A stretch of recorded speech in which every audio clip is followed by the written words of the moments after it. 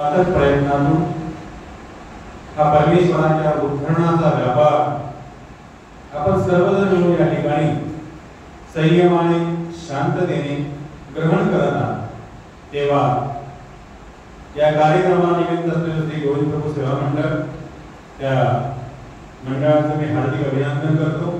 आता व्यक्तीच्या प्रत्येकाचं नाव घेण्याची काही आज आवश्यकता नाही, शेवटच्या दिवशी आपण ती घेऊच। कार्य संपल्यानंतर आपण आभार मानतो, येतो मग मी तसं त्याप्रमाणे शेवटच्या दिवशी आपण सगळ्यांचं नाव घेऊन हार्दिक अभिनंदन करू। म्हणजे कार्य शेवटा गेल्यानंतर ज्याप्रमाणे आपण एखादं काम सांगतो कोणाला तर ते काम झाल्यानंतर त्याला पैसे देतो, बरोबर ना? आधी देत नाही।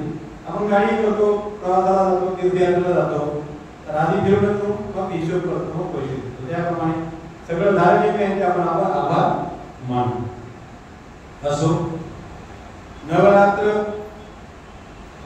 म्हणजे देवतेंना दिलेला हा कालावधी। या कालावधीमध्ये सर्व देवता, आता देवता किती आहेत याची कल्पना तुम्हाला आहे। 81 कोटी 10 देवता प्रभू श्री चक्रधराने आपल्या तत्वज्ञानामध्ये नमूद केलेले आहेत। त्यांची स्थानं आपल्याला सांगितलेली आहेत, त्यांची ठिकाणं आपल्याला सांगितलेली आहेत, त्यांचा धर्म आपल्याला सांगितलेला आहे, त्यांचे युग आपल्याला सांगितले आहेत की कोणत्या युगामध्ये कोणाची भक्ती केल्याने कोणत्या देवतेची प्राप्ती होते। तर या नवरात्रामध्ये 9 दिवसामध्ये त्यांना भोग घेण्यास जे काही मिळेल, जे काही त्यांच्या भक्तांना अर्पण करतील तो भोग घेण्यास त्या मोकळ्या आहेत, मुक्त आहेत। ज्याप्रमाणे आपण माहुरला जात नाही, म्हणजे काय तर दत्तात्रय महाराजांनी त्यांना म्हटलं की भोगाते पाप, की या ठिकाणी जो भोग तुला येईल त्याला तू प्राप्त कर आणि त्या भोगाचं जे काही तुला द्यायचं आहे आणि ते तू दे। त्याचप्रमाणे या 9 दिवसामध्ये प्रभू श्री चक्रधरांनी देवतेंना काय दिलेलं आहे? मोकळीक दिली की तुम्ही स्वच्छंदपणे विहार करा, जिथे तुम्हाला भोग प्राप्त होईल तो तुम्ही घ्या। मग सगळीकडे आपण बघतो, आता आम्ही निघालो घरून त्यावेळेला देखील वाटेत रस्त्यात येताना आम्हाला खूप ट्रॅफिक लागली। त्या ठिकाणी देवी देवतांच्या मूर्तीचं क्रय विक्रयाचं ते ठिकाण होतं चपराळीपर्यंत, आणि तिथे आम्ही 15-20 मिनिटं गेले। तर ती जी मूर्त आहे त्या मूर्तीमध्ये सध्या काही नाही, आज काही नाही, परंतु प्रभू श्री चक्रधरांनी सांगितल्याप्रमाणे आपल्याला जेव्हा एखाद्या ठिकाणी पाला पाणी सुरू होतं, पाला आणि पाणी, कोणी पत्र पुष्पम फलम पाना वाहत पाणी त्या ठिकाणी अर्पण केलं जातं। किंबहुना पूर्वीच्या काळी, जुन्या काळी बळी देण्याची देखील प्रथा होती, आज पण आहे। तर ज्या ज्या ठिकाणी पाला पाणी सुरू होतं त्या त्या ठिकाणी ती देवता आपलं सामर्थ्य संपादकत्व करते आणि त्या ठिकाणी तो भोग घेण्याकरता येते। कारण देवता कशा आहेत तर देवता या सापेक्ष आहे, अपेक्षाभूत आहे।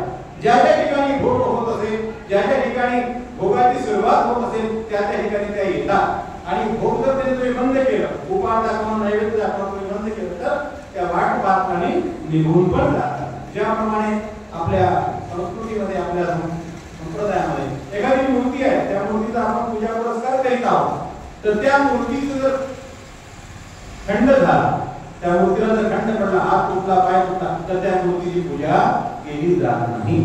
अर्थातच त्या मूर्तीमध्ये ते सामर्थ्य असतं, ते निघून जातं। परंतु परमेश्वराच्या तत्वज्ञानामध्ये, परमेश्वराच्या सिद्धांतामध्ये हा सिद्धांत नाही। आपण आपला छोटासा कणा एवढा तरी विशेष असेल तर तोही तेवढाच वंदनीय आहे आणि तेवढाच महनीय आहे, महत्त्वपूर्ण आहे। आणि परमेश्वराने जे सामर्थ्य निक्षेपलेलं आहे ते अपेक्षाभूत नाही की तुम्ही पूजा केली, उटी केली, गंध वाहिला, हार वाहिला तरच ते सामर्थ्य राहील, अन्यथा ते निघून जाईल असं नाही। तुम्ही पूजा करा अथवा न करा, ते सामर्थ्य सृष्टीपर्यंत तिथे ते अबाधितच आहे। कारण परमेश्वराचं कसं आहे की परमेश्वराचं सगळे हे नित्य आहे।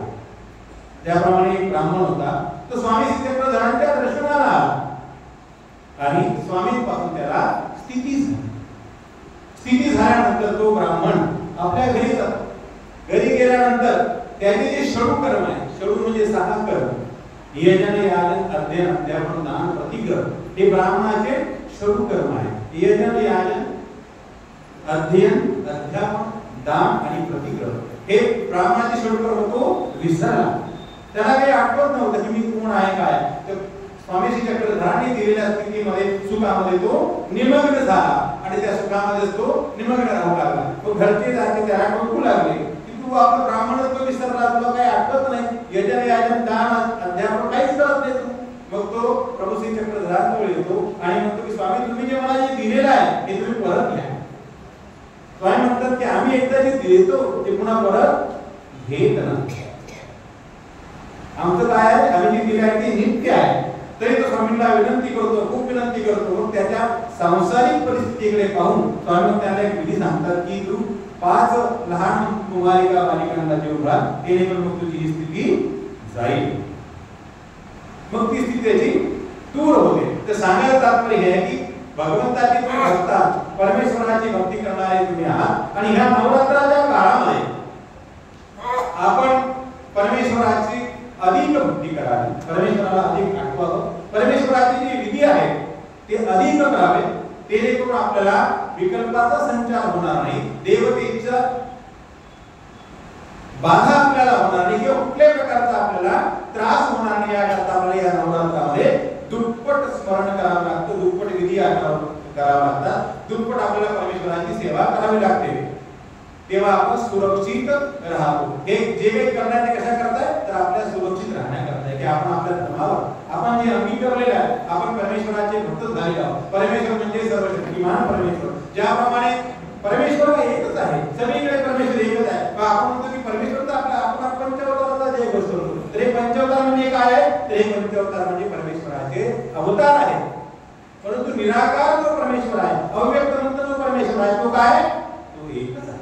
ज्याप्रमाणे मुस्लिम समाजामध्ये आपल्याला मान्यता मिळाली की खुदा एक ही आहे, अल्लाह एक आहे. त्यांनी त्यांच्या अल्लाहला कधी बघितलेलं नाही. परंतु आपल्या कशी आपला सिद्धांत कसा आहे की स्वामी श्री चक्रधरांनी सांगितलं की कृपा असेल, कृपेला अधीन होऊन, कृपेला वश होऊन परमेश्वर अवतार धारण करतात, म्हणजेच अवतरतात. अवतरणे म्हणजे वरून खाली येणे. ते कशामुळे तर कृपेमुळे. कृपा कुणाला करतात तर या जीवावर.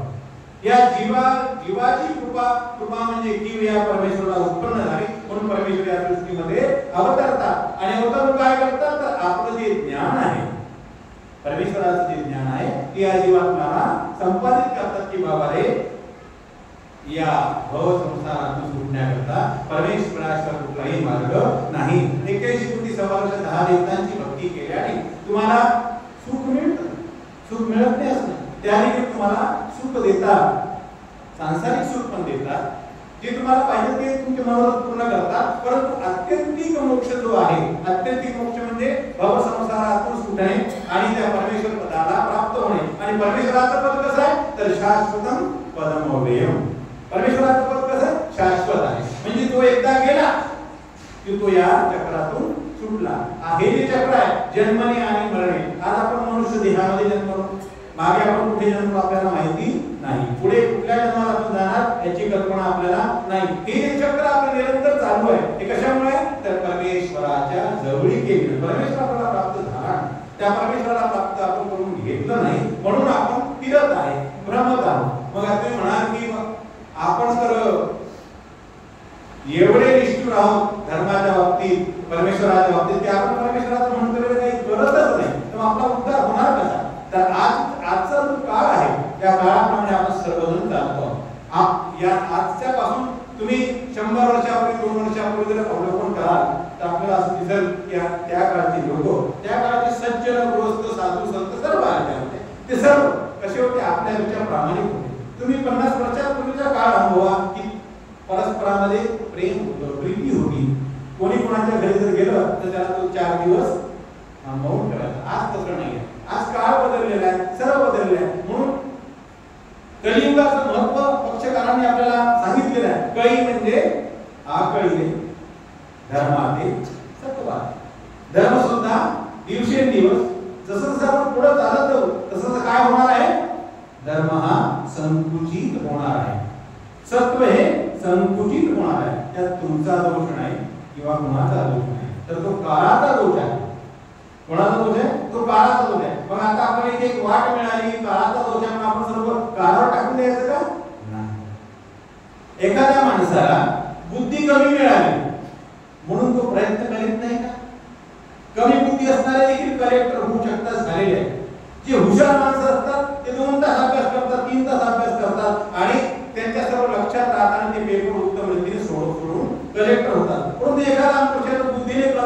तो काय करतो, तो 10 तास अभ्यास करतो, 12 तास अभ्यास करतो आणि तरी देखील तो ते पद प्राप्त करून घेतो. म्हणजे आपली बुद्धी हीन आहे म्हणून आपण परिस्थितीला दोष देणे हे ग्राह्य ठरत नाही. म्हणून आपण म्हणतो की हे कलियुग आहे, या कलियुगामध्ये हे असंच चालणार म्हणून आपण स्वतःला दोष द्यायचे का नाही, तर आपण आपले प्रयत्न वाढवले पाहिजे. आपले प्रयत्न जर वाढले तर आपण काळावर देखील मात करू शकतो. मीराबाईने या कलियुगामध्येच, मीराबाई सगळ्यांना माहित आहे, मेरे तो गिरधर गोपाल दुसरा नको, या कलियुगामध्ये मीराबाईने प्रत्यक्ष भगवंताला येण्यास बाध्य केलं आहे. तुम्हाला आपण कधी त्या गोष्टीचा विचार करत नाही की मीरा कधी झाली तर राधा कधी झाली. राधा ही प्रत्यक्ष श्री कृष्ण महाराजांच्या सन्निधानामध्ये त्या काळात ती वावरत होती, त्या काळात ती गोकुळामध्ये होती. परंतु मीरा ही राजस्थानामध्ये एक राजपुत्री आहे, राजकन्या आहे, एका राजाची पत्नी आहे. तिने या कलियुगामध्ये मेरे तो गिरधर गोपाल म्हणून त्या श्रीकृष्णाला येण्यास बाध्य केलं. म्हणून काळ आपल्या आड येतो, म्हणजे आपण कमजोर आहोत म्हणून तो काळ आपल्या आड येतो हे आपण मान्य करतो. कारण आपण भीतो, काळाला भीतो, व्यवस्थेला भीतो, थोड्याशा परिणामाला आपण भीतो म्हणून आपण माघार घेतो आणि म्हणतो की तू आधी जावा. एखादा परमात्मा प्रसंग आला तर आपण तू आधी जा, मी नंतर जातो. म्हणजे भय आपल्यामध्ये आहे, कमजोरी आपल्यामध्ये आहे म्हणून आपण त्या परमेश्वराला प्राप्त करून घेऊ शकत नाही. अन्यथा या कलियुगामध्ये काही त्या परमेश्वराला प्राप्त करून घेतलं नाही तर अनेक लोकांनी, अनेक विदुषींनी, अनेक महात्म्यांनी, अनेक संत महात्म्यांनी त्या परमेश्वराला प्राप्त करून घेतलेलं आहे. आता सुमारे 700-800 वर्षापूर्वी श्री गोविंद प्रभूजी महाराज या कलियुगामध्ये अवतरले, श्री चक्रपाणी प्रभूजी महाराज या कलियुगामध्ये अवतरले.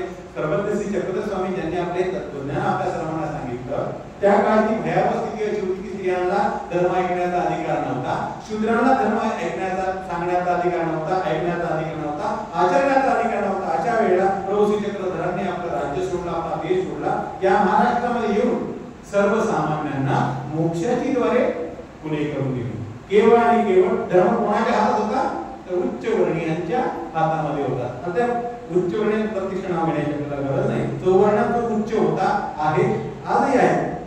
आता काल गडकरी साहेबांनी आपलं मत सांगितलं किंवा आम्हाला आरक्षण नाही की परमेश्वराची फार उपकार. काय म्हणतात गडकरी साहेब की आम्हाला आरक्षण नाही हे परमेश्वराचे फार आमच्यावर उपकार आहे. म्हणजे स्वतःला ते काय समजतात की आम्ही खूप कर्तृत्ववान, आम्हाला आरक्षणाची गरज नाही. आरक्षणाची गरज कोणाला, जे निर्बल आहे, जे दुर्बल आहे, त्यांना आधाराची गरज आहे, तेच आरक्षण घेतात. त्यांना पाय नाही तेच कुबड्या वापरतात, त्यांना हात नाही तेच हातात नकली हात वापरतात. आणि त्यांच्यामध्ये खरंच टॅलेंट आहे, त्यांच्यामध्ये बुद्धिमत्ता आहे, ते मात्र कशाचा आधार न घेता स्वतःच्या कर्तृत्वावर यश शिखर का. आज देखील आपण कुठे पाहून गेलं तर आपला उच्च वर्णीयांची मानवी आणि बघायला मिळते ना. उच्च ठिकाण जे आहे, उच्च ठिकाण जे आहे त्यामध्ये तुम्ही जे काही समजता कलेक्टर काय तुमच्या भाषेत MPSC UPSC जे काय तिथे कोण आहे, बुद्धिमान लोक जाऊन बसले आहेत. म्हणून स्वतःच्या बुद्धिमत्तेने, स्वतःच्या सामर्थ्याने आपल्याला देखील परमेश्वराकडे धाव घ्यावी लागते. परंतु परमेश्वराकडे आपण धाव घेत नाही, हे आपली कमजोरी आहे. कारण आपला परमेश्वर लगेच काही दिसत नाही, लगेच ते तात्काळ परमेश्वराचं दर्शन होत नाही. त्यासाठी खूप आपल्याला शक्ती विसावी लागते आणि तिथे आपण माघार घेतो. म्हणून आपण काय म्हणतो की मला संसारात सुख मिळालं, संसारात जर परमेश्वराने मला सहाय्य केली तर आपण त्या परमेश्वराची भक्ती करतात. या भक्तीला काय म्हणतात, सकाम. आणि परमेश्वर जर प्राप्त करून घ्यायचा असेल तर आपल्याला निष्काम भक्ती करावी लागते. जसं आपण नवरात्रामध्ये आपण जे स्मरण करतो ते आपल्या स्वतःच्या रक्षणाकरता करतो आणि रोज आपण जे स्मरण करतो 12 महिने ते काय कोणा हेतूने करतो, निष्काम भावनेने. की स्वामी श्री चक्रधरांनी सांगितले की 14 अवताराचं स्मरण तुम्ही करावं आणि 5वे ते निरंतर स्मरण. 5वा अवतार आहे प्रभू श्री चक्रधरांचा, त्याचा आपण निरंतर स्मरण केलं पाहिजे. कुठेही तुम्ही असा बसमध्ये असा, प्रवासात असा, स्वयंपाक करत असा, काम करत असा, नित्य तुम्ही स्मरण ते करू शकता. आणि तेव्हा नित्य जेव्हा आपण स्मरण करू तेव्हा तो परमेश्वर जो आहे आपल्याला प्राप्त होतो. परमेश्वर प्राप्त करण्याला आपल्याला वास्तविक पाहता द्रव्याची गरज पडत नाही, परंतु द्रव्याने देखील परमेश्वर प्राप्त होतो. हा भाग वेगळा, परंतु त्याच्याजवळ काहीच नाही. 2 हात आहे, तिसरं मस्तक आहे, त्यांनी काय करावं, सृष्टी याच्या दृष्टांताप्रमाणे ऐकला. सृष्टीचा दृष्टांत मागच्या वर्षी ऐकलं का, काही आठवत का? कारण जेव्हा सचिन गोष्टी पूर्ण झाला तेव्हा त्यांना 18 दृष्टांत आपले झाले होते मागच्या वर्षी. आता आता पुढे काय करायचं आहे? तो म्हणे बाबा आपल्याला पुढे दृष्टीने घ्यायचं आहे, परंतु मागचा थोडासा आढावा घ्या. अजून आढावा यायचंच आहे आपल्याला. आढावा यायच्या आधी पूर्वपीठिका आहे की जी तुम्ही पार्श्वभूमी तयार करतोय मी की ती तुम्हाला पोहोचायचं आहे. थोड्या वेळाने तुम्हाला विचारणार आहे की मागच्या वर्षी काही जे दृष्टांत झाले त्यात थोडंसं तुम्ही मला सांगितलं तर मला असं वाटेल की तो ओलावा अजूनही शिल्लक आहे. तुमचं अंतःकरण कसं आहे तर सहृदय आहे. तुमच्या अंतःकरणामध्ये जे पेरल्या गेलं त्याचा अंकुर अजून देखील तेवढाच आहे, पण ती अजूनही विसरलेली नाही. तेव्हा ज्याच्याजवळ काहीच नाही, कुष्टीचा दृष्टांत, हाता पायाला कुष्ट झाले, हाताचे बोटं पूर्ण झडून गेलेले आहे. घरातले लोक तिरस्कार करतात, तू मनकोडी अजूनही काळजीत आहे असे घरातले लोक, पत्नी, मुलं सगळे तिरस्कार करतात. मग तो कंटाळा त्याला येतो, उभगतो, घरामध्ये उभगतो आणि मग गावामागे धुळेश्वर नावाचं जे देव आहे, मंदिर आहे, त्या ठिकाणी तो जातो आणि त्या देवतेला म्हणतो की देवा तू माझा मी तुझा. हाच भाव त्याच्या ठिकाणी आहे. आता माझ्याकडे देण्याकरता तुझा काहीच नाही. दोन हात होते ते हात पण गेलेले आहेत, फक्त मस्तक आहे, मस्तक आहे आणि त्यामध्ये हा भाव आहे हृदयामध्ये की देवा तू माझा मी तुझा. ऐसे म्हणून स्वामी स्वतः हात बाहेर करून दाखविलेला आहे. हाता पायाचे थापे झाले होते, म्हणजे हे बोटं सगळे झडून गेलेले होते, इतपतच राहिलेले होते, हाता पायाचे थापे झाले. तो ऐसे पाणी पिऊन पोसावी अनुकाराने दाखविले. स्वतः स्वामी श्रीकृष्णाने अनुकार करून दाखविले कशाप्रमाणे तो व्यापारी व्यावसायिक पाणी पित होता. तर मा कायशी प्रकृता देवता, देवता कशा आहे तर निष्ठुर आहे. निष्ठुर कशा आहे?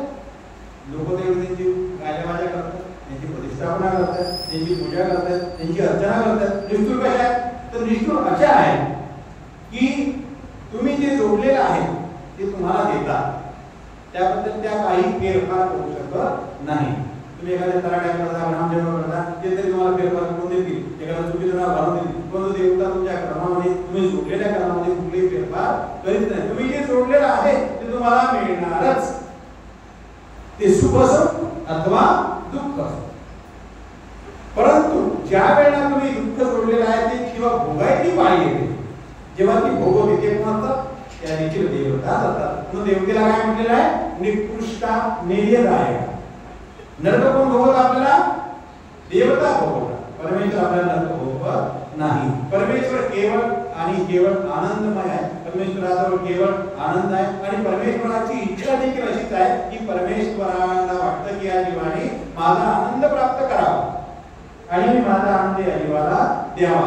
आणि परमेश्वराला देखील आनंद देण्याची प्रवृत्ती झाली, म्हणूनच या सृष्टीची रचना केली असं आपला सिद्धांत सांगतो. प्रभू श्री चक्रधरांचं तत्वज्ञान आपल्याला काय सांगतं की जसं आपण गमतीमध्ये म्हणतो की कोंबडा आधी की कोंबडी आधी की अंड आधी, कोंबडा आधी की अंड आधी, म्हणजे कोंबडीपासून अंड निर्माण होतो, पण अंड कोंबडीपासून झालं मग त्या अंड्यातून कोंबडी निघते, परंतु ती कोंबडी आधी की अंड आधी समजायचं कसं? म्हणजे हा मनुष्य निर्माण झाला तर झाला कधी? जसं आता दोन माणसाच्या दोन जीवाच्या संयोगातून जीवाची उत्पत्ती होते, त्याप्रमाणे आपण एकमेकाला प्रश्न विचारतो की जीवाची निर्मिती होते दोन जीवाच्या संपर्कातून, परंतु दोन जीव पहिले आधी कुठून आले हा प्रश्न कायम राहतो. म्हणून आपल्या तत्वज्ञानामध्ये या सूत्रामध्ये बघायला मिळतं की परमेश्वराला आनंद देण्याची प्रवृत्ती झाली, या जीवात्म्याला आनंद द्यावा. हा जीवात्मा कसा होता तर निरानंदी होता, सुख नाही दुःख नाही असा हा सर्वात मोठी जी देवता त्या मायेच्या तम प्रदेशामध्ये हा पडलेला होता. निरानंदी होता, सुख नाही दुःख नाही. चार पदार्थ मला आपल्या तत्वज्ञानामध्ये सांगितलेला आहे. तर कंटाळा जर आला तर हात वर करायचा, तत्वज्ञान आपण करून टाकू शकतो. तर आपण सुरुवात करू, पण तो पार्श्वभूमी तुम्हाला सांगणं गरजेचं आहे, म्हणून मी तुम्हाला हे सांगत आहे की परमेश्वराला आनंद देण्याची प्रवृत्ती झाली म्हणून परमेश्वराने या सृष्टीची रचना केली. स्वतः केली का? नाही, तर परमेश्वराची जी मुख्य देवता आहे माया, अनंत ब्रह्मांडामध्ये माया आहे, सगळं ब्रह्मांडी एकच माया. हे एक ब्रह्मांड तुम्हाला दिसतंय, एक ब्रह्मांड म्हणजे तुमच्या दृष्टिकोनातून ही पृथ्वी दिसते तुम्हाला, तुम्ही त्याला एक ब्रह्मांड समजू शकता. अशी अनंत ब्रह्मांड आहे आणि त्या अनंत ब्रह्मांडामध्ये माया मात्र एकच आहे. 81 कोटी समरक्षक हा देवता आपल्याला सांगतो, त्यातली माया ही वेगळी करावी लागते, कारण ती सगळ्या ब्रह्मांडामध्ये एकच आहे. तर त्या मायेला परमेश्वराने प्रवृत्ती झाली की बाबा आम्हाला त्या जीवाला आनंद याची प्रवृत्ती झालेली आहे, तर सृष्टीची रचना करा. मायेने सृष्टीची रचना केली, परंतु हा जो जीवात्मा आहे आज जीवात्मा गल्लीमध्ये राहतो, गोळीमध्ये राहतो, येऊच्या जागेमध्ये राहतो, सूक्ष्म जागेवर राहतो, मुंगीच्या रूपाने राहतो, न दिसणाऱ्या जंतूच्या रूपाने राहतो. दिसतो ना तुम्ही डॉक्टर बघताना दुर्बीण मधून जंतू दिसतात ना, जे डोळ्याला दिसत नाही ते दुर्बीण मधून बघतात, ते सुद्धा जीवजंतू आपण बघतो. मग हा जीवात्मा एवढा सूक्ष्म झालेला, परंतु मूळ स्थिती आहे ती कशी होती, तर याचा विकास जो आहे हा किती मोठा आहे, तर 100 ब्रह्मांड एवढा हा जीवात्मा आहे. किती? 100 ब्रह्मांड. तुम्ही देखील तेवढा आहे, मी देखील तेवढा. सगळ्या जीवांची स्वरूप मर्यादा किती मोठी आहे, तर 100 ब्रह्मांड एवढी आहे. तो 100 ब्रह्मांड एवढी हा जीवात्मा, त्याला मानव देहामध्ये आणायचं कसं, म्हणून मायेने काय केलं की या जीवात्म्याला एक मळ लावलं, ज्याचं नाव आहे आद्यम. या जीवाच्या ठिकाणी अविद्या हे मूळचीच होती. जैचा जीव त्यांची अविद्या. जेव्हापासून हा जीवात्मा आहे तेव्हापासून ही अविद्या आहे. तर अविद्येविषयी बाईसाहेब स्वामीजी चक्र सांगतात की जी जी अविद्या म्हणजे काय, काय म्हणतात की मूळ अविद्या, मुळापासून जी आहे ती अविद्या. बाईसाहेब म्हणते की मूळ अविद्या म्हणजे काय, काय म्हणतात की अज्ञान. तसे 3 प्रकारे स्वामींनी बाईसाहेबांना सांगतात की मूळ अविद्या, अजून काय आहे, मूळ अविद्या, अज्ञान अविद्या, अजून एक राहिलं काहीतरी आठवत नाही. तर अशा प्रकारची अविद्या जीवात्म्या सोबत आहे. आणि ह्या अविद्येमुळे जीवाची जी मती आहे, जीवाची जी गती आहे आणि जीवाची जी रती आहे, या कशा आहेत, या अधरा अविद्येमुळे. श्री गोविंद प्रभूच्या मंदिरामध्ये प्रवचन चालू आहे. ब्रह्मविद्या शास्त्रांतर्गत दृष्टांत पाठ प्रवचन 16 सुरू आहे. गोविंद प्रभू सेवा मंडळाचे कार्यकर्ते धडपडत आहेत, प्रयत्न करतात की ईश्वराची काहीतरी सेवा करावी. परमेश्वराचा जो उद्धरण व्यापार आहे त्यामध्ये आपण देखील हातभार लावावा. कारण हे कार्य काही सोपे नाही. अवर धर्मापासून काढून परधर्मी लावणे हे काही सोपे नाही. आणि हा जो उद्यम आहे, हा उद्यम म्हणजे हा प्रवचनाचा उद्यम, ईश्वराच्या उद्धरण कार्याकरता हातभार लावण्याचा हा जो उद्यम आहे, हा कशामध्ये मोडतो, तर अवर धर्मापासून काढून परधर्मी लावणे या उद्यमामध्ये मोडतो. आणि याचं फळ काय आहे, तर जो देवतेच्या धर्मापासून काढून परमेश्वराच्या धर्मी जीवात्म्याला योजतो, लावतो, त्याला परमेश्वर आपलं प्रेम देतात. प्रेमाच्या उपायापैकी हा एक उपाय आहे. परंतु जीवाच्या ठिकाणी अविद्या आहे आणि त्या अविद्येमुळे हा जीवात्मा अधगती, अधरती, अधमती या तिन्ही दोषाच्या अंतर्गत इकडे वळत नाही. वळतो का? आता तिकडे ढमढम वाजतंय, मोठे मोठे डीजे लागलेले आहेत, ऑर्केस्ट्रा सुरू आहे, तर जीवात्मा कुठे जाईल? वाजणाऱ्याकडे. जिकडे नाच गाणं सुरू आहे, जिकडे मस्त ढेंगा करून नाचता येतं तिकडे जाईल ना. इकडे कशाला आहे? कारण तिथे आनंद मिळतो माणसाला. प्रत्येक जीवात्म्याला क्विकली आनंद उपभोगायचा आहे. कल किसने देखा, मरने के बाद किसने देखा, असं प्रत्येक मनुष्याचं एक मनात धोरण असतं. त्यात तुम्ही मी सगळेच आहे की जिथे सुख आहे. आता गर्दी आहे, आम्ही चालतो रस्त्याने जात आहे, गर्दी आहे, बाबा म्हटलं बाबा इकडे रस्ता मोठा, इकडे गाडी जातो थोडं पुढे तर एक ट्रॅक्टर गाडा होते. पण जेवढा रस्ता मोकळा तेवढं पुढे गेलो ना, म्हणजे जिकडे रस्ता मोकळा असेल तिकडे आपल्याला पुढे जाण्याचं तिकडे आपण जातो, हा जीवात्मा जातो. तसा हा जीवात्मा अधमती, याची जी मती आहे ती अधर आहे, म्हणजे खाली आहे. गती देखील खाली आणि रती म्हणजे रमणरूपता. कशामध्ये रमणरूपता मानतो की जिथे जिथे खायला मिळतं, प्यायला मिळतं, तिथे तो रमणरूप होतो आणि तिथे तो सुख मानतो. तसा एखादा भोंडा आपल्याला डोंगरावरून खाली आणायचा आहे, तर त्याला आपल्याला काही विशेष प्रयत्न करावे लागत नाही. थोडासा उताराने ढकलून दिला की तो स्वतःच्याच गतीने खाली येतो. आता तोच धोंडा जर वर न्यायचा असेल, तोच दगड जर वर न्यायचा असेल तर किती प्रयत्न करावे लागतात? अंगात आपण घाम जरी गेला, जेवढं काही असेल तरी तो आपल्याला वर नेता येत नाही. नेता येतो का? म्हणजे वर जाणे काय आहे? कठीण आहे.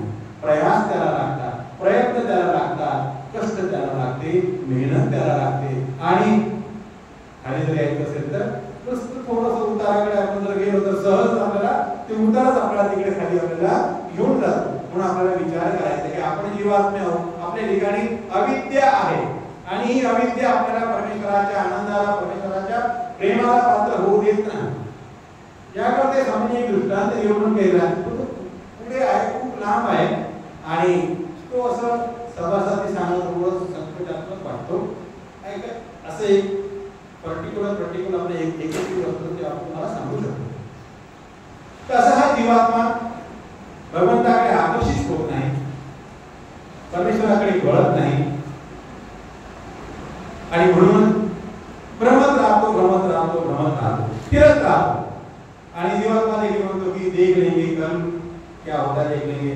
माइंड भट्ट देखील ज्या वेळेला अनुसरणाचा विचार करतात, संन्यास घेण्याचा विचार करतात, नदीवर जातात, हातामध्ये माती घेतात, पाणी टाकतात आणि पाणी टाकल्यानंतर ते ढेकूळ लगेच विरघळून जातात आणि मग विचार करतात की आता आपण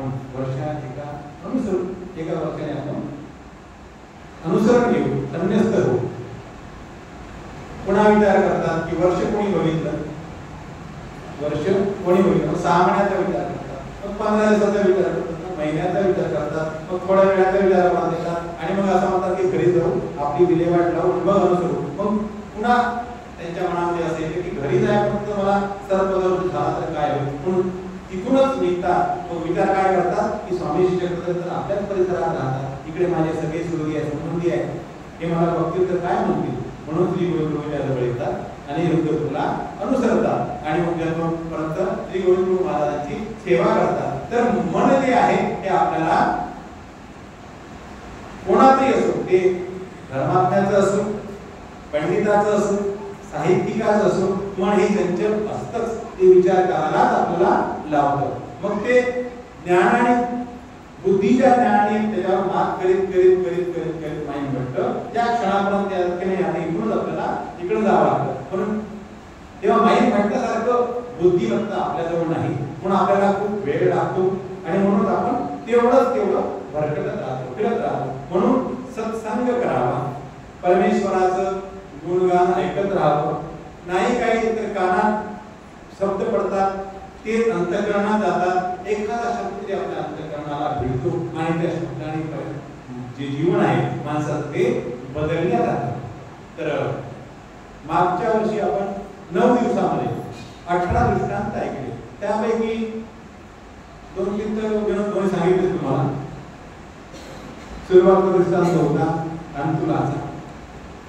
अंतुलाचा म्हणजे की तो घरात बसलेला त्या माणसाचा, एक बाहेरलाचा तो बाहेर आहे घराच्या। आता या ठिकाणी घर कसं घ्यायचं आपल्याला, तुमच्यासाठी मोठे वाडे घ्यायचे नाही, राडगावसारखे मोठे वाडे आपल्याला घ्यायचे नाही। घर कसं घ्यायचं, फक्त एका खोलीचं घर आहे, त्याला एक उंबरा आहे, त्या उंबऱ्यावर बसलं की घरातलं दिसतं आणि बाहेरचं दिसतं, घरात बसलो की घरातलं दिसतं, बाहेर बसलो की बाहेरचं दिसतं। दृष्टांत म्हणजे हा कसा असतो, एक तुम्हाला समजवण्याकरता सांगितलेला असतो, ते वास्तविक तो तसाच असेल असं काही त्याच्यामध्ये आपण गृहीत धरायचं नाही।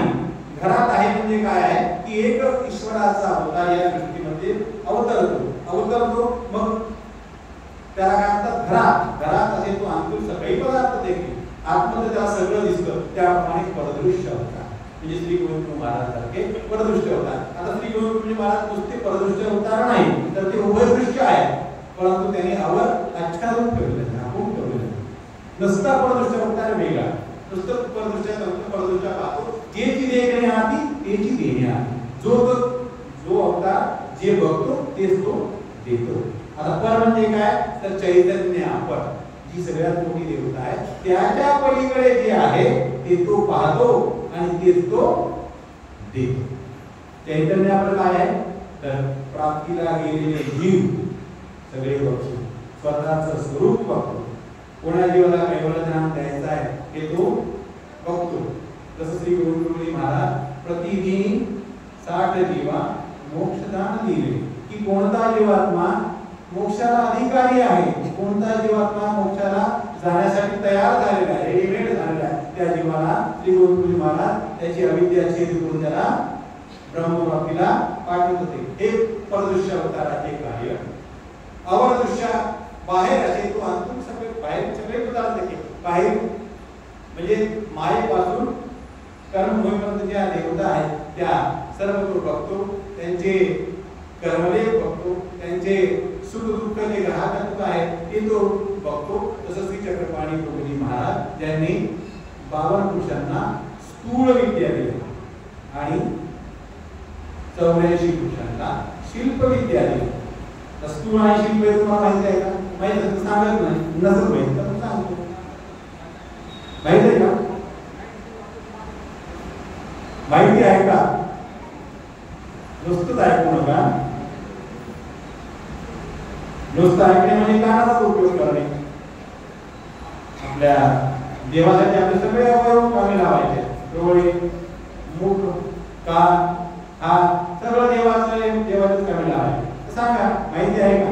स्थूल विद्या आणि शिल्प विद्या नाही माहिती तर कर्मभूमी, अष्टदोरी, अंतरा, स्वर्ग या ठिकाणच्या ज्या विद्या आहेत, या देवतांच्या ज्या विद्या आहेत त्याला शिल्प विद्या असं म्हणतात. आणि ब्रह्मादिकापासून चैतन्यमयापर्यंतच्या ज्या विद्या त्याला स्थूल विद्या किंवा अप्रोक्ष विद्या असं म्हणतात. या विद्या कोणी दिल्या? श्री चक्रपाणी महाराजांनी 52 पुरुषांना स्थूल विद्या दिल्या आणि 84 पुरुषांना शिल्प विद्या दिल्या. म्हणजे श्री चक्रपाणी महाराजांनी काय केलेलं आहे की अवर प्रगट केलेलं आहे, अवर प्रगट केलेलं आहे आणि परत हे झाकून ठेवलेलं आहे. ज्याप्रमाणे आपण आता आपण अमरावतीमध्ये जातो, शॉपिंग करता गेलो, घरचे सगळे पैसे घेऊन जातो का? येतो का? सगळी प्रॉपर्टी नसतो का? नाही. जेवढं पाहिजे जे खरेदी करायचं तेवढं फक्त आपण नेतो. तसं ईश्वर अवतार देखील जेव्हा या भूतलावर येतात, या सृष्टीवर येतात, तेव्हा जे जे कार्य करायचे आहे त्यांना त्या कार्याप्रमाणे ते आपलं सामर्थ्य आणतात आणि बाकीचं झाकून ठेवतात किंवा आणतच नाही, घेतच नाही, स्वीकारच करत नाही. तर अशा प्रकारे मग परमेश्वराचा अवतार जेव्हा होतो तेव्हा नाम कोणतं धारण करायचं याचं देखील ते नियोजन तिथूनच ते स्वीकार करतात. म्हणून आपल्याला आपल्यामध्ये नामाचं हे महत्त्व आहे. श्रीकृष्ण महाराजांना किती नाव आहेत? अनेक नाव आहेत. एका कॅलेंडरवर तुम्हाला 1000 नाव तुम्हाला बघायला मिळतात. मग त्या नामाचं स्मरण केल्याने स्वामीजी म्हणतात त्या नामाचं स्मरण केल्याने आपल्याला योग्यता लागेल का? त्या नामाचं स्मरण केल्याने श्रीकृष्ण महाराजांपर्यंत आपण पोहोचू शकतो का? तर नाही. कारण नाम ही अभिमान आहे. नामात काय आहे की परमेश्वराचं नामस्मरण केल्याने परमेश्वराला आपला अभिमान निर्माण होतो. ते नाम कोणतं असतं? तर विहित स्वीकाराचं नाम, जे परमेश्वराने स्वतः स्वीकार केलेलं आहे की मी देवकी मातेच्या उदरी अवतरेन, हे नाम माझं मी स्वीकार करेन. आता हे जे नाम आहे हे आपल्याला कोणी सांगितलं? प्रभू श्री चक्रधरांनी आपल्याला सांगितलं. म्हणून आपल्याला परमेश्वराचे श्री चक्र स्वामीचे अनंत उपकार आपल्याला मानावे लागतात की स्वामी गोपाल कृष्णाचं कोणतं नाव उचित आहे, कोणतं अधिष्ठित आहे तुम्हाला माहिती सांगायचं तुम्हाला काम नाही. की अशा प्रकारे नामस्मरणाचा उल्लेख आपण जेव्हा करू तर त्या नामाचा उल्लेख केल्याने, त्या नामाचा जयघोष केल्याने, त्या नामाचं आवर्तन केल्याने आपलं हे नामाची जी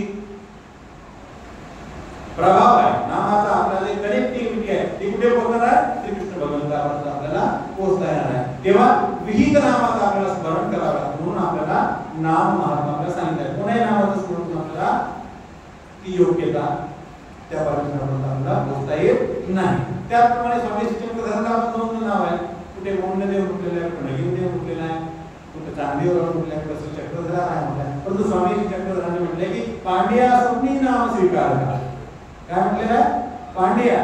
पांड्या म्हणजे तुम्हाला पैठणला बाईसाच्या जवळ राहणारा हा पांड्या, जो बाईसांना प्रेरणा दिल्यानंतर बाईसा स्वामींची सेवा करू लागली, दिवस रात्र स्वामींच्या व्यापारात राहू लागले. हा पांडा जो होता हा भोगू लागला, स्वामीजी चक्रधरा भोगू लागला की गेलो म्हणून एक महात्मा गुंबे माझी घातला असे आणि त्याचे उच्चिष्ट केलं असे.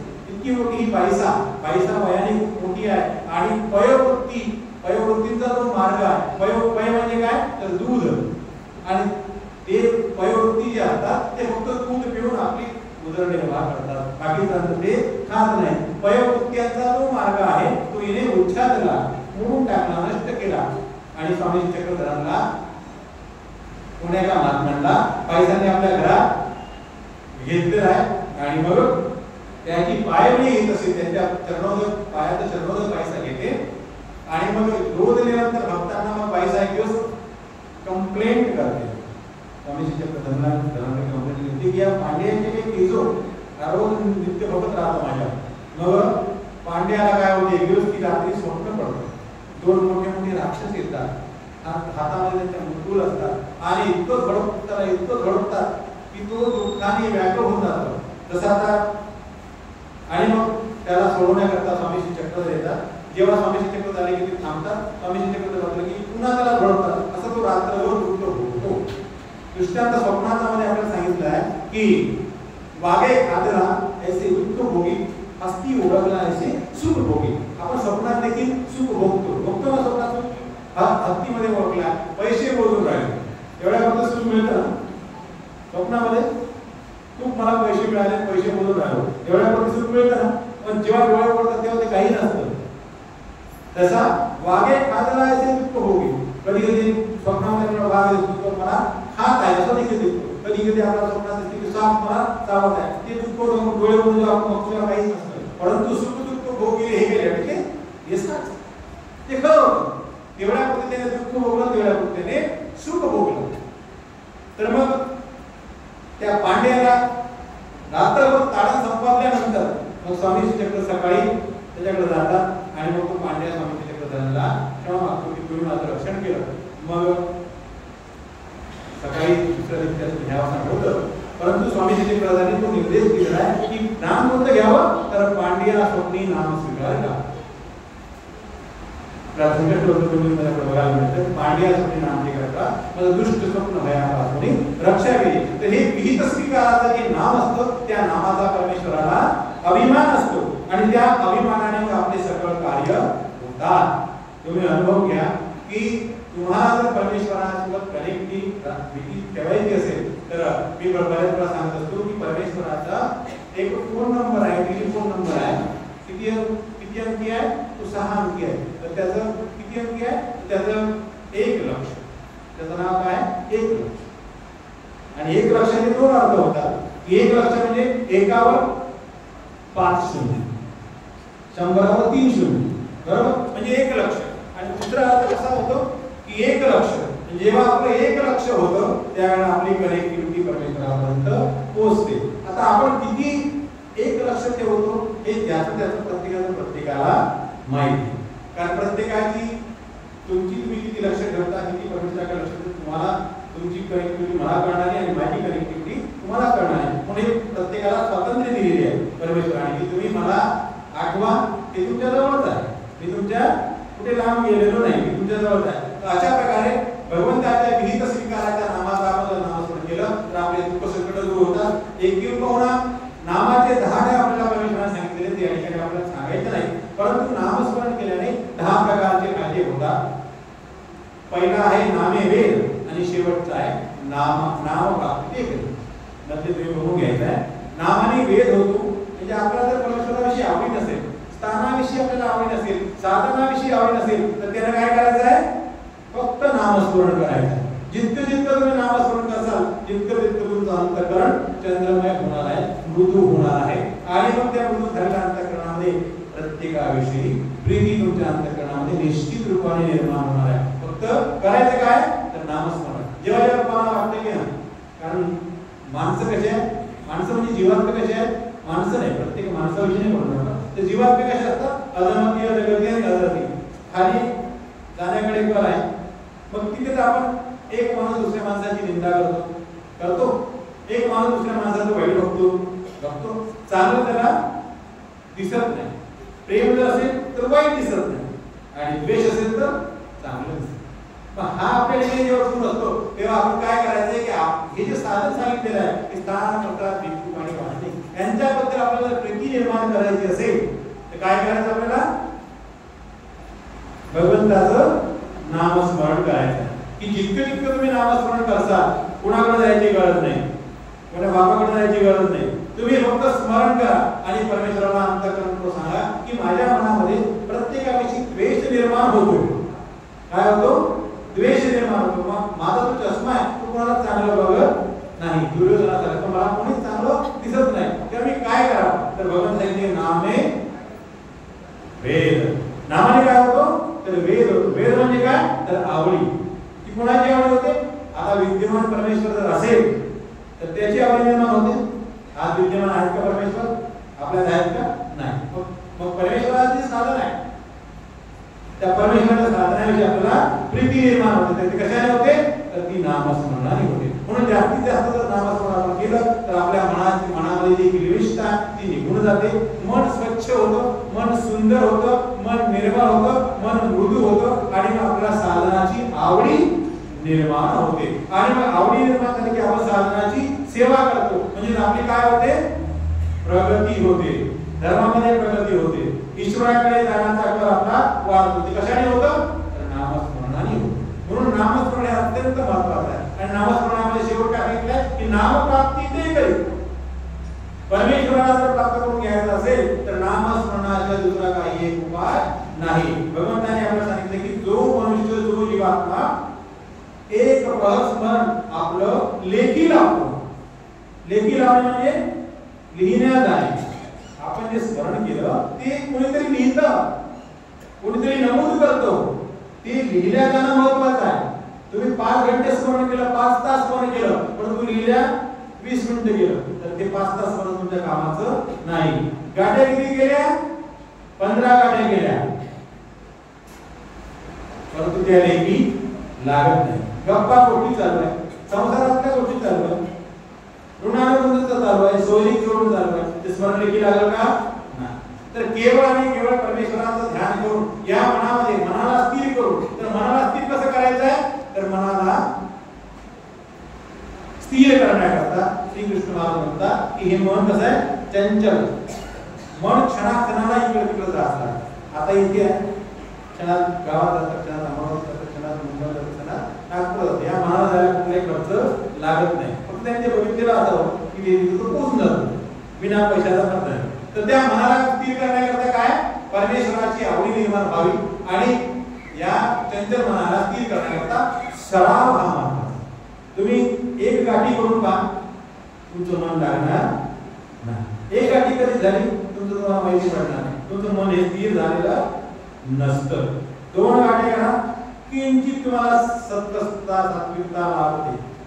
3 गाठी करा, त्याच्यापेक्षा अधिक सत्वस्ता तुमच्या अंतःकरणामध्ये स्थिर आहे. जेव्हा तुम्ही 5 गाठ्या करता ना, मग मात्र तुमचं मन हे स्थिर होतं आणि मग तुम्हाला त्याची गोडी संकरते, नामाची गोडी संकरते, नाम घ्यावंसं वाटतं, नाम हे आपल्या जवळ असावं असं वाटतं आणि नाम ज्याच्याबद्दल आपल्याला प्रीती संकरते ना त्याला आपण पुन्हा पुन्हा पुकारण्यामध्ये आपल्याला कुठलाही निरोध होत नाही, कुठलाही त्रास आपल्याला होत नाही. म्हणून कमीत कमी 5 गाठ्या आपण निरोधपूर्वक केल्या, निरोधपूर्वक म्हणजे त्रास सहन करून जर केल्या तर 5 गाठीच्या पुढे मग मात्र आपल्याला त्रास जाणवत नाही. कारण स्वामी चक्र म्हणतात की तुम्ही फक्त प्रवृत्त झाला, मार्गी प्रवर्तले की मग तुमचे जे काही विरोध आहे, तुमचे जे काही त्रास आहे तो परमेश्वरच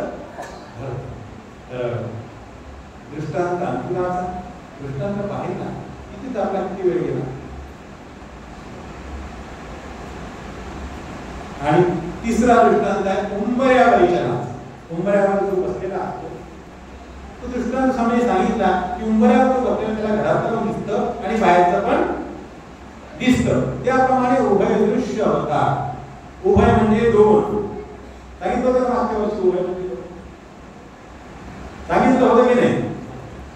काही घुमत राहू द्या आयोजक मंडळींना हो म्हणा, त्याला आनंद वाटत हो आम्ही गेला उद्यम तर होत आहे, सक्सेस होत आहे, सफल होत आहे. उभय म्हणजे 2, दृश्य म्हणजे देखणे. जो 2 गोष्टी पाहतो वर आणि अवर त्याला म्हणतात उभय दृश्य. उभय दृश्यामध्ये कोणते कोणते अवतार आहेत. श्रीकृष्ण चक्रवर्ती महाराज, दत्तात्रय प्रभुजी महाराज, सर्व श्री चक्रधर स्वामी हे उभय दृश्य आहे. म्हणजे उभय शक्ती त्या द्वारे ते बघतात. उभय दृष्टी दोन्ही शक्तीच्या पर आणि अवर दोन्ही शक्ती त्यांना देखणं आहे. आणि श्री चक्रपाणी महाराज हे अवर दृश्य आहेत, पर आणि अवर दोन्ही आहेत, परंतु पर त्यांनी झाकून ठेवलेलं आहे आणि अवर हे प्रगट केलेलं आहे. श्री गोविंद प्रभुजी महाराज हे उभय दृश्य आहेत, परंतु त्यांनी अवर झाकून ठेवलं. हे काम नाही त्यांना ठेवलं, झाकून ठेवलं. जेव्हा काम पडलं तेव्हा कधी काढू शकतो. तसं श्री चक्रपाणी महाराजांनी जेव्हा काम पडलं तेव्हा काढलं, सांगतो ते कसं काढलं. तर श्री चक्रपाणी महाराज, श्री गोविंद प्रभुजी महाराज एक पर आहे, एक अवर आहे आणि उभय दृष्टी अवतार सर्व श्री स्वामी महाराज हे उभय दृष्टी आहेत. आणि प्रभू श्री चक्रधरांचा विशेष आहे की स्वामी श्री चक्रधरांना कोणतंच व्यसन नाही. बाबा तुम्ही असं म्हणतात कोणतंच व्यसन. स्वामी श्री चक्रधर सांगितलं की मला जीवन धरायचं नाही. हा फक्त ती एकच व्यसन आहे. कोणतं की जीवाचा उद्धार कसा म्हणून अर्थ देणे, उत्कंठ देणे, बेबीपासून तुम्हाला हात समोर करतात की ये बाबा माझ्याकडे ये, मी तुझ्यासाठी आलेलो आहे, तू माझ्याकडे ये, मी तुला घेऊन जातो, तू मला एक जन्म दे. तुझे असे अनेक जन्म वाया गेले, मेळे दिले, मोळी दिले, शिवणिया दिले, रोमणिया दिले, असे अनेक जन्म तुझे गेलेले बाबा, तू एक जन्म मला दे, मग मी तुला काय देतो ते बघ. परंतु आपण जीवात्म्या त्याच्याकडे बघत नाही. चाणक पंडित स्वामी सोबत फिरायला जातात पैठणला, रस्त्यामध्ये एक ओहळ लागतं, नदी लागते. स्वामीजी चक्रधर अवलीला राहिला या काठावर त्या काठावर विधी करतात. चाणक पंडित म्हणतात की मी कसा येऊ. स्वामीजी चक्रधर हात देतात, नखाला नखा टाकतात. चाणक पंडित त्या काठावर त्या ठिकाणी स्वामीजी म्हणतात की येतं अनुसारार्थ राहायची ठिकाणी आम्हाला तुम्ही अनुसरले ना तसेच तुम्हाला आम्ही या भावसंस्कारातून देखील काढू. कारण पंडित काय उत्तर द्यावं. कारण पंडित म्हणतात की जी जी ते माझ्याकडे म्हणणार का म्हणणार आहे तर मला इंद्रिया ऐकायचा निरोध असेल, मला एका इंद्रियाचा त्रास आहे. काय त्रास आहे की तिची मदत करून स्त्रीला सांगितली मी माझ्या बायकोला त्याग करू शकत नाही, म्हणून मी तुम्हाला अनुसरत. आता प्रत्येक जीवात्म्याचं आपापलं योग्यता आहे, आपापले संस्कार आहे, आपापलं वळण आहे. तर कोणी उंचावर जातो, आपला वाटतं खूप उंचावर गेला, सगळ्यांना दिसतो उंचावर चाललाय, उंचावर गेला, खूप उंच गेला, खूप उंच गेला, परंतु जो जेवढा उंच जातो तेवढं त्याला कोसळण्याची भीती जास्त. खूप सावधानतेने चालावं लागतं. उंच गेलेल्या माणसाला खूप सावधानतेने चालावं. जे खाली आहे ते कुठं पडणार आहे, जे जमिनीवरच आहे ते कुठं पडणार आहे, जास्तीत जास्त एक फुटावर खाली पडतो. परंतु जे उंच गेलेले आहे, उंच जाणे म्हणजे काय, कर्मराटीत कोणी उंच जातं, कोणी दैवराटीत उंच जातं. आपण बघितलेले आहे की दैवराटीत उंच गेलेले आहेत, दैवराटीत उंच गेलेले आहेत. परमेश्वराचं पद त्याला दिसतंय, आता परमेश्वर त्यांना अनुकूल आहे, परंतु तिथूनही रिटर्न मारतात.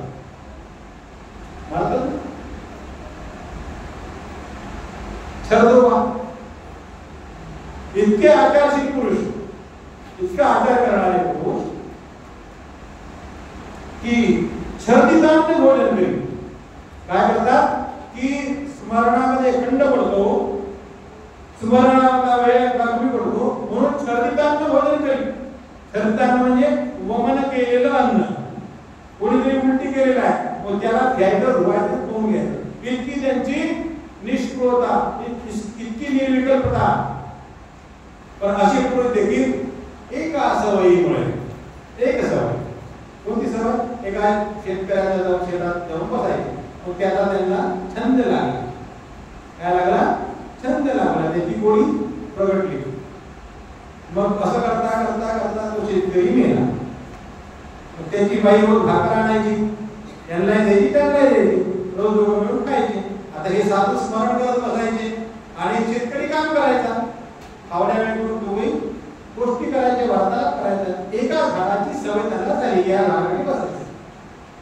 इतका आचारवंत पुरुष, परंतु एका झाडाची सवय, एकाच ठिकाणी बसायचं, एका ठिकाणी राहायचं, म्हणून धर्मापासून तो शेतकरी सरला.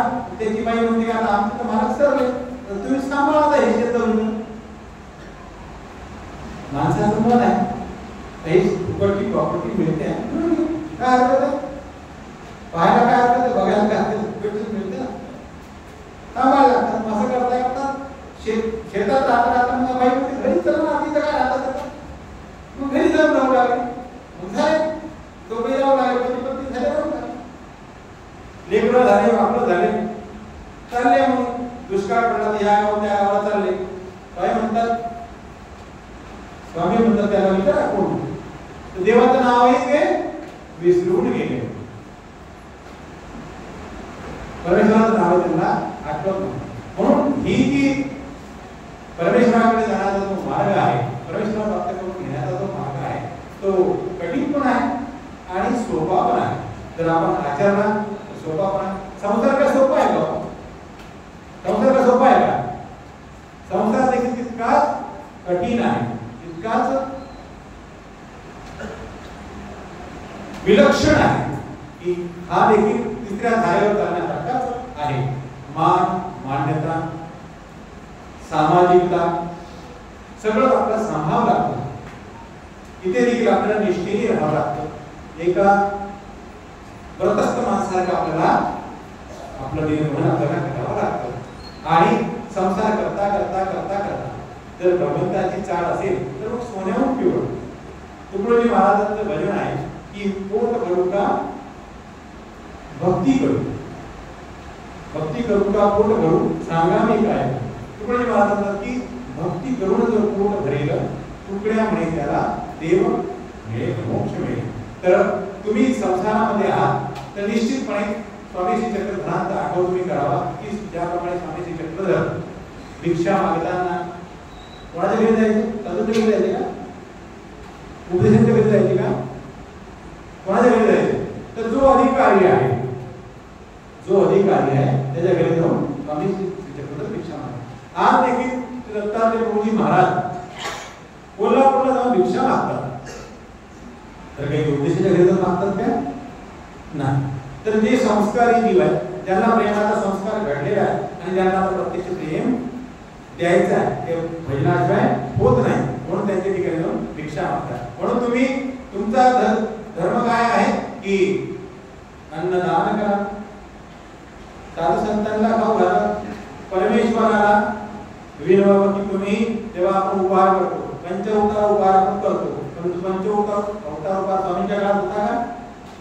नाही.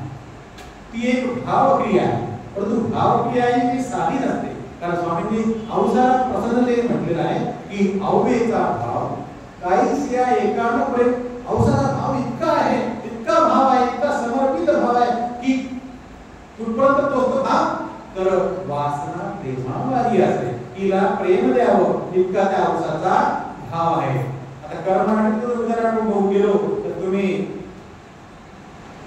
नरसिंह अवतार बघितलेला आहे, बघितला ना? नर आणि सिंह, हरी नर आहे वर सिंह आहे. आणि मग तो जो बालक आहे त्याचं नाव काय आहे?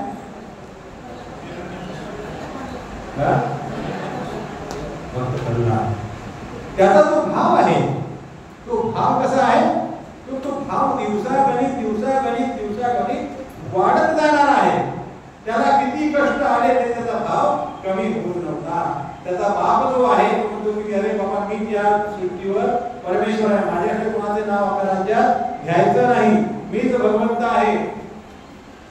जो कोणी नाव घेईल त्याला शिक्षा केली जाईल. त्याला प्रजा म्हणजे प्रजा कशाचं नाव घेतली का बोलायचं नाही हो म्हणा, पण स्वतःचा मुलगा जेव्हा नाव घेऊन आला तेव्हा काय करायचं? परंतु त्याला इतका अभिमान आणि इतका अहंकार आहे की तो स्वतःच्या मुलाकडे लक्ष देत नाही. माझा मुलगा का असे ना, जर देवाचं नाव घेतो ना याला तेलाच्या कढईत टाका, कडेलोट करायचा, डोंगरावर खाली फेकून द्या. होलिका ते बघितली, होलिका आपण जाळतो की त्याची आज्ञा की तिला बोलवलं की तुला अग्नी कधी जाळू शकणार नाही. मग ती त्या प्रसादाला लागून त्या होळीमध्ये बसते आणि मग मात्र तिथे स्वतः ती खत्म होते.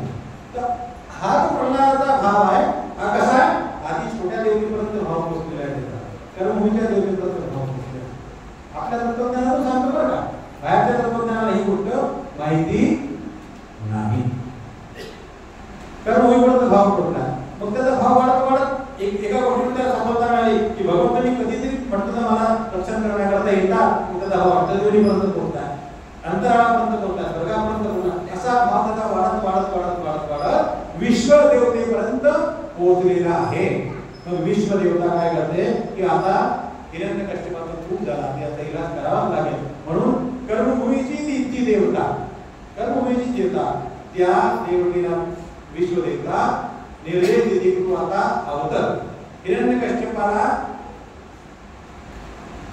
वर आहे, आशीर्वाद आहे की ना जमिनीवर ना आकाशात ना दिवसा ना रात्री जाऊन कोणी करू शकणार नाही. म्हणून देवतेचे जे वर आहे ते देखील वर असतात, परंतु प्रत्येक प्रश्नाला ज्याप्रमाणे उत्तर असतं तसंच उत्तर या नरसिंह देवतेने काढलेलं आहे. तर या नरसिंहाने काय केलेलं आहे? मग संध्याकाळचा वेळ आहे, ज्याला आपण प्रकाश वेळा म्हणतो, अशा वेळेला दिवस आहे ना रात्र आहे, जमिनीवर आहे ना आकाशात आहे, आपल्या मांडीवर घेऊन ना घरामध्ये आहे ना घराच्या बाहेर उभं आपण त्याचा हिरण्यकश्यपाचा वध केला. तर अशा प्रकारे भाव जो आहे हा भाव काही कमी नाही, परंतु भाव हा कसा असतो, हा निर्लेप होतो, याची काही लेप लागत नाही, हा कुठे लिहिला जाते तो तुमच्या मनात आहे आणि तो ज्याच्या ठिकाणी भाव आहे तो जाणतो. तर ही जी भावक्रिया आहे ही देखील एक क्रियाच आहे आणि ह्या आपण ज्या करतो ह्या देखील या क्रियाच आहे, परंतु भाव काही कमी नाही. आपण पंचोत्तर रूपात करतो हे काय आहे, भावक्रिया, की आपण सकाळी उठतो की वाजता उठतो, आंघोळ करतो, सगळं स्वयंपाक करतो आणि मग त्या परमेश्वराला निमंत्रण देतो, मनापासून बोलवतो. कोणी देखोबेकी करतात, देखोबेकी करतात म्हणजे शेजारच्याने केलं म्हणून मी पण करतो, त्याने 5 वर्ष केलं मी पण 5 वर्ष करतो, हे देखोबेकी आहे. आणि एक माणूस कसा करतो, सहसंतकरण आपण करतो की वास्तविक त्याच्यामध्ये भाव निर्माण होतो, वास्तविक त्याला श्रद्धा निर्माण होते म्हणून तो करतो. अशा प्रकारे पंचरूप उपहार करणे किंवा न करणे याच्याबद्दल मी काही म्हणणार नाही, हा आपला भाव आहे. कारण ती पापरूप क्रिया आहे आणि जिथे पाप नाही ती पापरूप क्रिया नाही, त्याला आपण कधी नाकारत नाही, कोणी काहीही करावं. तर स्वामी श्रीचक्रधरांनी म्हटले की पाचवे की निरंतर स्मरणे, पाचवं जे आहे पाचवं नाम ते तुम्ही निरंतर स्मरण करा, बाकीचे 4 नामाचं तुम्ही यथा काळजी स्मरण करा. परंतु एखाद्याला सत्कार कोणतं स्मरण आवडतं तर नाही म्हणायचं, ते कर बाबा, तुला आवडतं, तुझा किती वेद आहे, तुला त्याची आवडी आहे, तू ते पण करू शकतो. ज्याप्रमाणे एखादा अन्य मनुष्य आहे, अन्य मनुष्य तर आपण निरूपण करतो की बाबाला या देवतांची भक्ती केल्याने तुला मोक्ष मिळणार नाही, परमेश्वराची भक्ती तुला केल्याशिवाय गत्यंतर नाही, तरी पण तो ऐकत नाही. आपण त्याला म्हणतो तू भक्तीच करू नको ना, जे तू करतोय ते तू कर, जे तू आज करतोय ना हे तुझ्या कामी येणार आहे. तू आज तुझं भक्तिमय अंतःकरण आहे हेच तुझी कर्मरागीची क्रिया दैवरागीमध्ये कामी येणार आहे. पण जो जे करतोय त्याला ते करू दिलं पाहिजे. जो महादेवाची भक्ती करतो आणि महादेवाची भक्ती करावी, आनंदाने करावी. जो श्रीरामाची भक्ती करतो त्याने श्रीरामाची भक्ती करावी, जो ब्रह्म्याची भक्ती करतो त्याने ब्रह्म्याची भक्ती करावी. परंतु एक ना एक दिवस त्याला ईश्वराच्या चरणी आल्याशिवाय गत्यंतर नाही. आत्यंतिक मोक्ष जर प्राप्त करून घ्यायचा असेल तर भगवंताकडे येणं, परमेश्वराकडे येणं, परमेश्वरांनी सांगितलेल्याप्रमाणे आचरण करणे याची गत्यंतर नाही.